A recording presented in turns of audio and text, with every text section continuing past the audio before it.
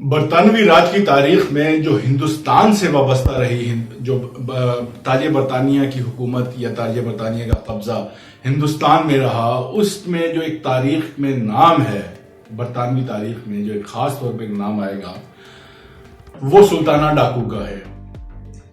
سلطانہ ڈاکو ایک ایسا شخص جو ظاہر ہے پیدائشی طور پہ تو کوئی بھی ڈاکو یا سینٹ یا کوئی کچھ بھی نہیں ہوتا، یہ وقت اور حالات ہوتے ہیں جو اس کو کچھ کسی ایک ایسی صورت میں ایسے کردار میں ڈھال دیتے ہیں کہ جو اس کو تاریخ میں اچھے یا برے ناموں سے یاد کیا جاتا ہے۔ سلطانہ ڈاکو بھی انہی کرداروں میں سے ایک کردار تھا۔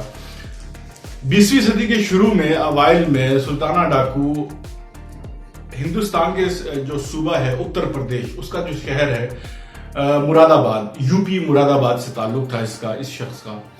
ایک غریب گھر کا، ایک جس کو کہتے ہیں سادھارن گھر کا ایک لڑکا جس نے غربت میں آنکھ کھولی اور غربت دیکھی، اور جو حالات اس کے ساتھ گزرے اس کے پیش نظر اس نے ایک جو زندگی گزاری، ایک اندر سے اس میں ایک کیفیت پیدا ہوئی ایک غریبوں کی مدد کرنے کی، قطع نظر اس کے کہ اس کا طریقہ کار کیا تھا۔ وہ بحث ڈیبیٹیبل ہو سکتا ہے کہ وہ صحیح تھا یا غلط تھا، لیکن اس کا طریقہ کار سمپل یہ تھا کہ وہ غریبوں سے لوٹتا، امیروں سے لوٹتا اور غریبوں میں تقسیم کرتا۔ اب یہ جو شخص تھا ایسا مطلب اتنا نڈر تھا سلطانہ ڈاکو کہ یہ اپنی جو جب یہ جہاں بھی اس نے واردات ڈالنی ہوتی، جس گھر میں بھی، جس بڑے بڑے سیٹ ساہوکار کے ہاتھ، وہاں پر پہلے یہ پیغام بھیج دیتا کہ میں فلانے دن فلانے ٹائم پر آ کر تمہارا گھر لوٹوں گا، ہمت ہے تو روک لو۔ اور یہ جناب یہ اپنی کارروائی کر کے 9-2-11 بھی ہو جاتا۔ اپنا پورا کا پورا اس نے گینگ مرتب کر کے رکھا ہوتا۔ اور جو نجیب آباد ہے یو پی میں، اس میں ایک اس کے جو جنگل ہیں وہاں پہ اس نے اپنا ٹھکانہ بنایا ہوا تھا، وہاں سے جو ہے یہ آپریٹ کرتا تھا۔ اور مہارانا راجہ پرتاپ سنگھ جو ہے وہ جو وہاں ایک راجہ تھا، ایک بڑی شخصیت تھا، وہ اس کی بیک پہ تھا اور اس کی سپورٹ بھی کرتا تھا۔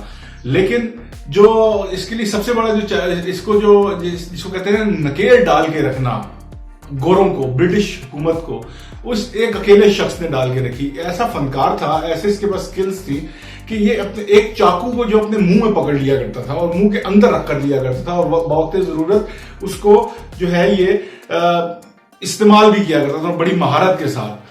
خیر، اس کے پیچھے بڑا انہوں نے کوشش کی اس کو پکڑنے کی، برٹش پولیس نے، ہاتھ نہیں آیا۔ اب اس کی نہ آنے کی وجہ جو تھی اس کی یہ بھی تھی کہ کیونکہ یہ غریبوں میں ایک مسیحا کے طور پر ایک یہ جانا جاتا تھا۔ پولیس کے اندر بھی، برٹش پولیس کے ہندوستانی خاص طور پہ جو پولیس والے تھے اور فوجی تھے اور جو عام عوام تھی، ان کے درمیان میں یہ ایک سینٹ، ایک مسیحا اور ایک دھرم گرو، دھرماتما کے نام سے یا مطلب دینے والا مسیحا کے نام سے مشہور تھا۔ تو ظاہر ہے کہ جو اس کے خلاف مخبری کون کرتا۔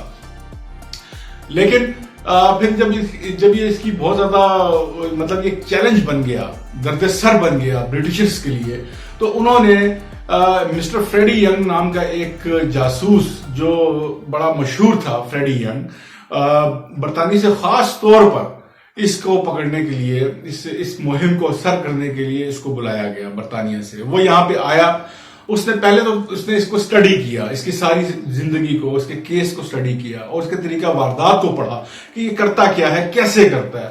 اس کے بعد اس نے اسی کے ہی ایک جو ساتھی تھا، ایک منشی تھا جو پیشے سے، وہ سلطانہ ڈاکو کا بہت قریبی تھا، اس کو اس نے اپنے قبضے میں کیا، فریڈی ینگ نے، اس گورے صاحب نے۔ اور یہ جو گورا صاحب ہے فریڈی ینگ، اس نے اس منشی کے تھرو ایک جال بچھایا اور سلطانہ ڈاکو کو پکڑوایا۔ اب سلطانہ ڈاکو پکڑا گیا جیل میں، کیونکہ اس نے اسٹڈی کر رکھا تھا فریڈی ینگ نے اس کے کیس کو، سارا کچھ وہ جانتا تھا کہ یہ جو ہے صرف ایک ڈاکو نہیں ہے بلکہ ایک سینٹ ہی ہے۔ مطلب یہ امیروں کی سے جو ان کی تجوریوں سے सेठ साहूकारों की तिजोरियों से माल और दौलत लूट कर गरीबों में, हकदारों में तकसीम करता है। अपने पास कुछ इस तरह से ये कोई इसने महल मनारे या अपने कोई खजाने नहीं भर रहा, तो वो इससे हमदर्दी का इजहार भी करता है। और उसी के कहने के ऊपर ये जो है अपील भी की जाती है, ये रहम की अपील भी करता है, लेकिन इसकी मुस्तरद हो जाती है। नतीजतन इसको और इसके गैंग को 1924 में 1924 में फांसी दे दी जाती है आगरा में।